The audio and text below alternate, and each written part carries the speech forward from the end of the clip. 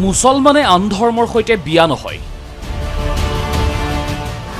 বিয়াৰ বাবে জোৰ জবৰদস্তি কৰি ধৰ্মান্তৰিত কৰাই লয়। বিবাহ হ'বলৈ হ'লে মুছলমানে কৰাই লয় ধৰ্মান্তৰিত। বহু ক্ষেত্ৰত বলপূৰ্বক বা প্ৰলোভন আদি দি বিয়াৰ বাবে বাধ্য কৰায়। এনে লাভ জেহাদ ৰুধিবলৈ আইনৰ প্ৰয়োজন। বছৰটোৰ শেষত সংবাদ প্ৰতিষ্ঠান ANIক সাক্ষাৎকাৰ দি প্ৰতিৰক্ষা মন্ত্ৰী ৰাজনাথ সিঙে ক'লে এইদৰে। मैं देखता हूं कि कहीं कहीं तो सामूहिक धर्म परिवर्तन का सिलसिला चलाया जा रहा है देश में। यह सिलसिला बंद होना चाहिए, यह रुकना चाहिए।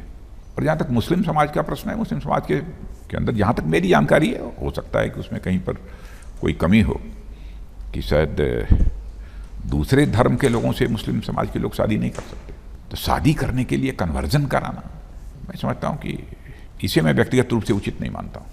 आपने बहुत सारे मामलों को देखा होगा कि फोर्सफुली जबरन लालच देकर भी धर्म परिवर्तन कराया जाता है कहीं। और मैं समझता हूँ सरकारों ने जो कानून बनाया है इन सब सारी चीजों को ध्यान में रखकर बनाया है।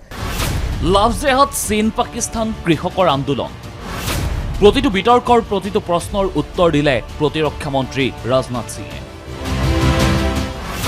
প্ৰতিবাদী কৃষকক আলোচনালৈ আহ্বান ৰাজনাথ সিঙৰ। কৃষকৰ আন্দোলনক লৈ ৰাহুল গান্ধীক কটাক্ষ কৰি ৰাজনাথ সিঙে ক'লে, মই খেতিয়কৰ ল'ৰা, खेती সন্দৰ্ভত ৰাহুলতকৈ বহুত বেছি জানো।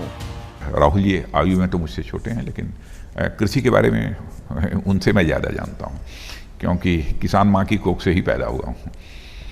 इसलिए जिस माँ की कोख से पैदा हुआ हूँ और जिस वर्ग में पैदा हुआ हूँ, मैं किसान का बेटा हूँ, तो कम से कम किसानों के हितों के प्रतिकूल हम लोग कोई काम नहीं कर सकते। हमारे प्रधानमंत्री मोदी जी भी गरीब माँ की कोख से पैदा हुए हैं और आज भी हमारे किसान भाई बैठे हैं। किसी एक्सपर्ट को बैठाना चाहते हैं, एक्सपर्ट को बैठा लें, सरकार के साथ बातचीत हो और बातचीत के द्वारा यदि यह निकलता है कि नहीं इन कानूनों को फला क्लाज में संशोधन करने की आवश्यकता है, तो उसके लिए भी हमारी सरकार तैयार है। সীমান্তত চীনৰ ৰণচালীৰ বিৰুদ্ধেও হুংকাৰ দিলে ৰাজনাথ সিঙে। চীন বাদেই দিয়ক, বিশ্বৰ কোনো এখন দেশে আগ্ৰাসন চলাব নোৱাৰে। तो भारत के अंदर वह ताकत है, भारत के अंदर वह कुवत है कि किसी भी सूरत में अपनी जमीन को किसी दूसरे देश के हाथ में नहीं जाने देगा, चाहे दुनिया का कोई भी देश हो। ये सॉफ्ट स्टेट टैग जो इंडिया को लगा हुआ है नेशनल सिक्योरिटी को लेकर, क्या ये सही है या आप समझते हैं कि ये गलत फहमी है? नहीं, सॉफ्ट स्टेट का क्या मतलब? तो सॉफ्ट तो हम हैं, लेकिन स्वाभिमान पर कभी चोट नहीं बर्दाश्त कर सकते।